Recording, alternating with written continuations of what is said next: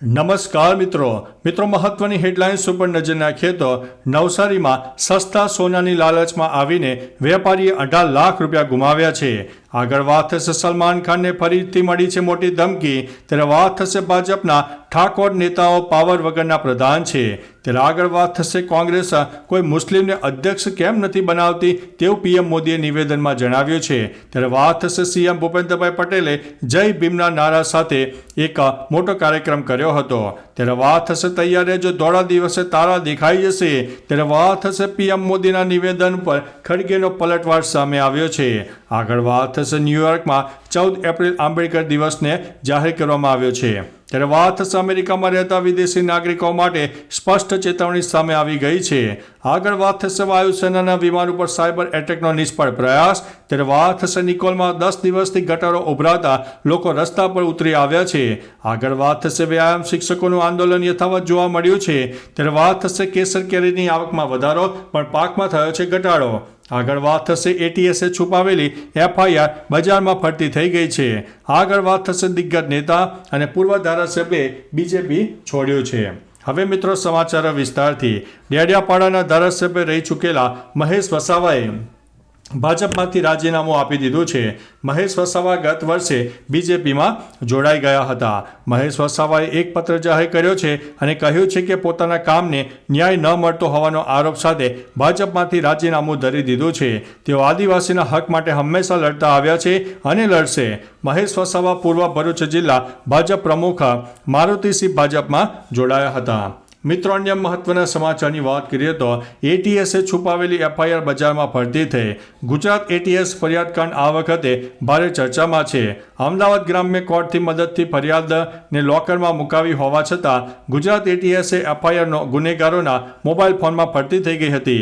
કહેવાતી સંવેદનશીલ ફરિયાદ માર્કેટમાં ફરતી થતાં ગુજરાત એટીએસ ઇરાદાઓ સ્પષ્ટ થઈ ગયા છે. માર્કેટમાં ફરતી સંવેદનશીલ ફરિયાદમાં 25 માર્ચના રોજ ડીવાયએસપી એસ.એલ. ચૌધરીને બાતમી મળી હોવાનો ઉલ્લેખ કરાયો છે.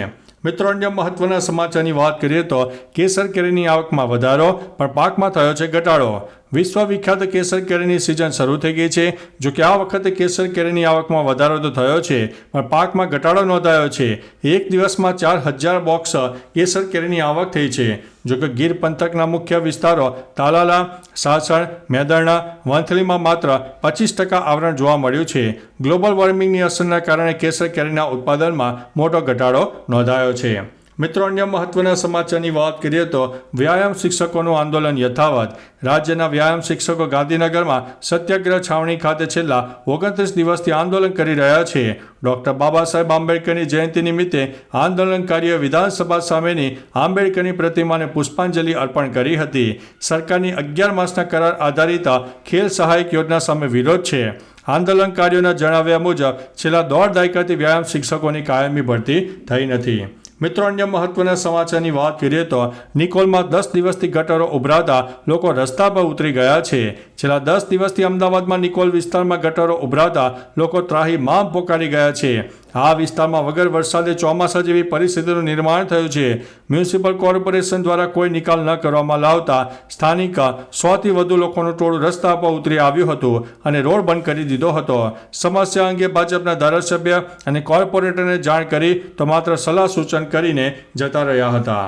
મિત્રો અન્ય મહત્વના સમાચારની વાત કરીએ તો વાયુસેનાના વિમાન ઉપર સાયબર એટેકનો નિષ્ફળ પ્રયાસ. મ્યાનમાર એરસ્પેસમાં ઇન્ડિયન એરફોર્સના વિમાનો પર સાયબરનો હુમલો કરવામાં આવ્યો હતો. તેના જીપીએસ સિગ્નલ સ્પૂફ હતા, એટલે કે પ્લેનને ખોટી માહિતી આપીને ગેરમાર્ગે દોરવાનો પ્રયાસ કરવામાં આવ્યો. સૂત્રોના જણાવ્યા અનુસાર જીપીએસ સ્પૂફિંગ પાછળ કોણ છે તે શોધવું મુશ્કેલ છે.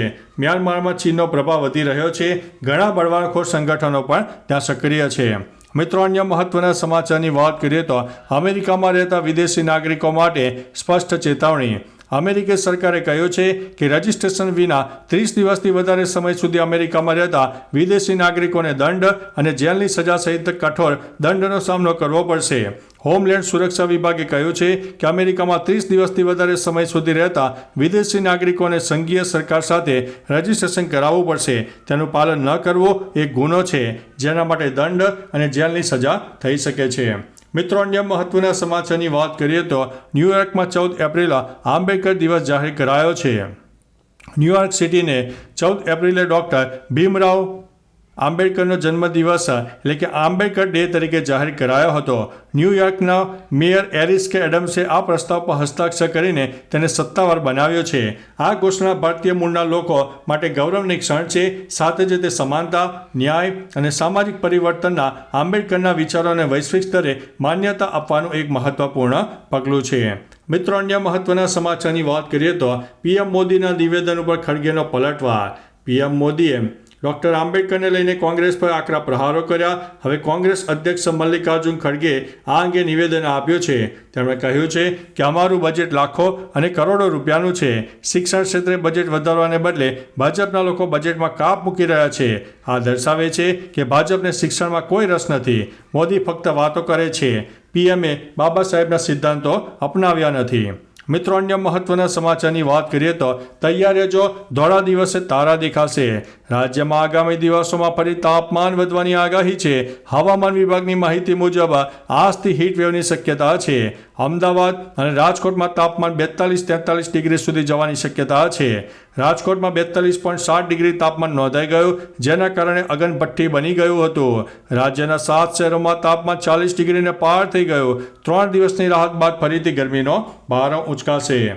મિત્રો, અન્ય મહત્વના સમાચારની વાત કરીએ તો સીએમ ભૂપેન્દ્રભાઈ પટેલે જય ભીમના નારાઓ લગાવ્યા હતા. ભારતના બંધારણના શિલ્પી અને સામાજિક ન્યાયના પ્રણેતા ડૉક્ટર બાબા સાહેબ ભીમરાવ આંબેડકરની જન્મ જયંતિ નિમિત્તે ગુજરાતના મુખ્યમંત્રી ભૂપેન્દ્રભાઈ પટેલે સેન્ટ્રલ વિસ્ટા ગાર્ડન ખાતે ખાસ કાર્યક્રમમાં ભાગ લીધો. આ પ્રસંગે વિધાનસભા અધ્યક્ષ સાથે મળીને તેમણે બાબા સાહેબની પ્રતિમાને પુષ્પાંજલિ અર્પણ કરી. જય ભીમના નારાઓ સાથે તેમના અમૂલ્ય યોગદાનને યાદ કર્યું હતું. મિત્રો, અન્ય મહત્વના સમાચારની વાત કરીએ તો કોંગ્રેસ કોઈ મુસ્લિમને અધ્યક્ષ કેમ બનાવતી નથી તેવું પીએમ મોદીએ જણાવ્યું છે. પીએમ મોદીએ હરિયાણામાં સંબોધન કરતા કોંગ્રેસ ઉપર પ્રહાર કર્યા છે. પીએમ મોદીએ કહ્યું કે જો તેઓ મુસ્લિમના શુભચિંતક હોય તો કોંગ્રેસે કોઈ મુસ્લિમને પોતાની પાર્ટીનો પ્રમુખ બનાવવો જોઈએ. તેમણે મુસ્લિમોનો ઉપયોગ કરીને ફક્ત કટ્ટરપંથીઓને ખુશ કર્યા છે. કોંગ્રેસે દેશમાં વોટ બેંક વાયરલ ફેલાવ્યો છે. કોંગ્રેસ વકફ મુદ્દે પણ દેશને ગેરમાર્ગે દોરી રહી છે. કોંગ્રેસે હંમેશા સત્તા માટે બંધારણની એસી-તેસી કરી છે. મિત્રો, અન્ય મહત્વના સમાચારની વાત કરીએ તો ભાજપના ઠાકોર નેતાઓ પાવર વગરના પ્રધાન છે. પાટણ યુનિવર્સિટીના રંગભવન હોલમાં યોજાયેલા ઉત્તર ગુજરાત ક્ષત્રિય ઠાકોર સમાજના સંમેલનમાં સાંસદ જ્ઞાનીબેન ઠાકોરે ભાજપના ઠાકોર નેતાઓ પર નિશાન સાધ્યું હતું. તેમણે કહ્યું કે કોઈ કામ કરવાનું હોય તો તેઓ કહે છે કે અમારી પાસે સત્તા નથી, સરકારમાં રહીને પણ મદદ ન કરી શકે, એવા લોકો પાવર વગરના પ્રધાન જ કહેવાય. આ સંમેલનમાં બળદેવજી ઠાકોર, ભરતસિંહ સોલંકી, અમિત ચાવડા સહિત અનેક નેતાઓ હાજર રહ્યા હતા. મિત્રો, અન્ય મહત્વના સમાચારની વાત કરીએ તો સલમાન ખાનને ફરીથી ધમકી મળી છે. સલમાન ખાનને ફરીથી એક વખત ધમકી મળતા ચકચાર મચી જવા પામી છે. મળતી માહિતી મુજબ મુંબઈના વલ્લી વિસ્તારના પરિવહન વિભાગના વોટ્સઅપ ગ્રુપમાં એક અજાણ્યા શખ્સ દ્વારા સંદેશો મોકલાયો હતો, જેમાં સલમાન ખાનની કારને બોમ્બથી ઉડાવી દેવાની તથા ઘરમાં ઘૂસીને મારવાની ધમકી આપવામાં આવી છે. સમગ્ર ઘટનાની ગંભીરતા જોઈને વલ્લી પોલીસ સ્ટેશનમાં અજાણ્યા શખ્સ વિરુદ્ધ ફરિયાદ નોંધાઈ છે. મિત્રો, અન્ય મહત્વના સમાચારની વાત કરીએ તો સસ્તા સોનાની લાલચમાં આવીને વેપારીએ 18 લાખ રૂપિયા ગુમાવ્યા છે. નવસારીના જલાલપોર તાલુકાના મરોલી ગામના એક વેપારીને સસ્તું સોનું આપવાની લાલચ આપીને 3 શખ્સોએ 18 લાખ રૂપિયાની રકમ પડાવી હોવાનો મામલો પોલીસ સ્ટેશન સમક્ષ પહોંચ્યો હતો. આરોપીએ વેપારી સાથે સંપર્ક સાધી અને જણાવ્યું કે તેઓ સસ્તું સોનું લાવી આપશે, જેથી માર્કેટ વેલ્યુ કરતાં ઘણો ઓછો ભાવ રહેશે. આ લાલચમાં આવીને વેપારીએ 2 તબક્કામાં કુલ 18 લાખ રૂપિયા આપ્યા હતા. તો ચાલો મિત્રો, ફરીથી દેશ અને દુનિયાના સુપરફાસ્ટ સમાચાર લઈને મળતા રહીશું. ત્યાં સુધી અમને રજા આપશો. નમસ્તે.